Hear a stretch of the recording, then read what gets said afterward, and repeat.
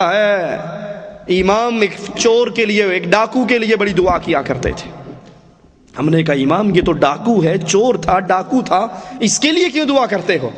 کہا اس نے مجھے میری ہمت بہت بڑھائی تھی، جب مجھے مارا جا رہا تھا، وہ چور، وہ ڈاکو گزر رہا، قاضی کے پاس لے جایا جا رہا، اس کی بعض ہاتھ کٹے ہوئے، کہنے لگا احمد ابن حنبل تو رب کے لیے مار کھا رہا ہے، میں اپنی انا کے لیے مار کھا رہا ہوں، میں نے چوری کی، میرا ہاتھ کاٹ دیا۔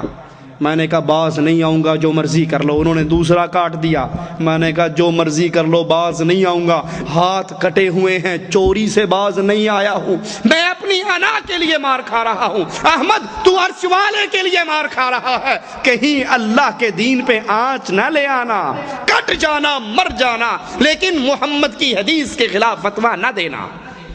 امام مالک رحمت اللہ علیہ، بادشاہ فتویٰ دیتا ہے جبر کی طلاق ہو جاتی ہے، زبردستی کی طلاق ہو جاتی۔ احمد اشرف علی تھانوی صاحب بھی بہشتی زیور کے اندر لکھتے ہیں، اشرف علی تھانوی صاحب بھی بہشتی زیور میں طلاق کے باب میں لکھتے ہیں کہ زبردستی کی طلاق ہو جاتی ہے، اور یہ راستہ صاف ہوتا ہے وڈیروں کے لیے، بڑوں کے لیے، چودھریوں کے لیے، مال دولت طاقت والوں کے لیے۔ کیسے؟ ایک غریب آدمی کی بیوی خوبصورت کسی وڈیرے کی نظر پڑ جائے، اب وہ چاقو اس کی گردن پہ رکھے، کلاشن کوف اس کی گردن پہ رکھے، کہے دے طلاق نہیں تو مار دوں گا۔ اب وہ جان بچانے کے لیے کہہ دے میری بیوی کو طلاق ہے۔ محمد الرسول اللہ صلی اللہ علیہ وسلم فرماتے ہیں جبر کی طلاق نہیں ہوتی۔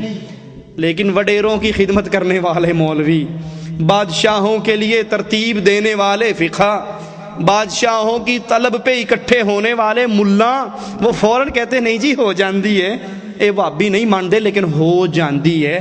آخر ساڈے مولوی کول بھی کوئی نہ کوئی دلیل تے ہونی۔ یہ پانچواں مذہب ہے، چار مذہب تو معروف ہے نا، چار مذہب تو معروف، ایک پانچواں مذہب ہے، مذہب ہوگا۔ کسی کام کی دلیل پوچھو بھائی، یہ آپ قبروں پہ سجدے کرتے ہو، کیا دلیل ہے؟ قبروں کا طواف ہو رہا ہے، کیا دلیل ہے؟ غیر اللہ کی نظر و نیاز ہے، کیا دلیل؟ اجی آپ کو زیادہ پتا ہے یا ہمارے مولوی صاحب کو؟ وہ فاضل ہیں، وہ دارالعلوم سے سند لے کر آئے ہیں، وہ زیادہ جانتے ہیں یا آپ؟ آخر ہمارے مولوی صاحب نے جو کہا ہے تو کوئی نہ کوئی دلیل تو ہوگی، کہیں نہ کہیں لکھا ہوا ہوگا، یہ مذہب ہوگا۔ نہ ان کے پاس دلیل نہ ان کے پاس دلیل، بس ہوگا کا فائر لگاتے ہیں، کہیں نہ کہیں ہوگا، ہمیں نہیں ملا لیکن ہوگا ضرور۔ امام مالک کہتے ہیں جبر کی طلاق نہیں، بادشاہ کہتا ہے طلاق ہو جاتی ہے، میں جنوں چاوا قبو کر لواں۔ امام کہتے ہیں جب تک میں زندہ ہوں محمد کی حدیث کو بدلنے نہیں دوں گا صلی اللہ علیہ وسلم۔ امام مالک میرے نبی کی مسجد میں، میرے نبی کی مسجد میں بیٹھ کر میرے آقا کی حدیثیں سنانے والا امام مالک، چہرہ کالا کر دیا جاتا ہے، گلے میں جوتوں کے ہار ڈال دیے جاتے ہیں، گدھے پہ سوار کر دیا جاتا ہے، گلیوں میں گھمایا جاتا ہے اس کو جو محمد کی سیٹ پر بیٹھ کر درس حدیث دیا کرتا تھا، اور آواز لگانے والا آواز لگاتا ہے لوگو یہ وہ ہے جس نے بادشاہ سے ٹکر لی ہے، یہ بادشاہ کے فتوے کے خلاف فتویٰ دیتا ہے، اور جو بادشاہ کے فتوے کے خلاف فتویٰ دے گا اس کے ساتھ یہ سلوک ہوگا، منہ کالا ہوگا، گلے میں جوتیاں ہوں گی، گدھے پہ سوار ہوگا۔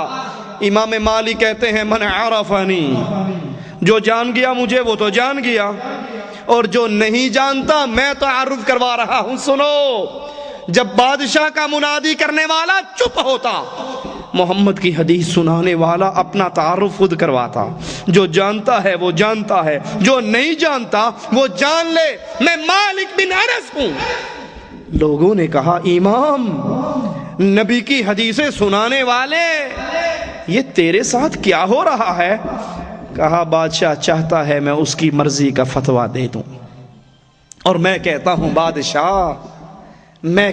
بادشاہ اگر تو نے فتویٰ مالک کے قلم سے لکھوانا ہے، مالک کی دو ہی شرطیں ہیں، تیسری نہیں، اپنے مسئلے کی دلیل یا رب کے قرآن سے دکھا دے، یا محمد کے فرمان سے دکھا دے، مالک مہر لگا دے گا۔ اور اگر تیری بات نہ عرش والے کے قرآن سے ثابت نہ مدینے والے کے فرمان سے ثابت، مالک کی گردن کٹ سکتی ہے، محمد کی حدیث کے خلاف فتویٰ نہیں دے سکتا۔ یہ اہل حدیث کا امام، یہ اہل سنت کا امام، یہ اہل ایمان کا قائد جو استقامت کا پہاڑ بن جاتا ہے، بادشاہ کے ظلم و ستم کو برداشت کر لیتا ہے، لیکن محمد کے دین کو بدلنے کی جرت کرنے والوں کے سامنے دیوار بن جاتا ہے۔ لوگوں، یہ ہمارے اسلاف ہیں۔ آخری بات کر کے بات ختم۔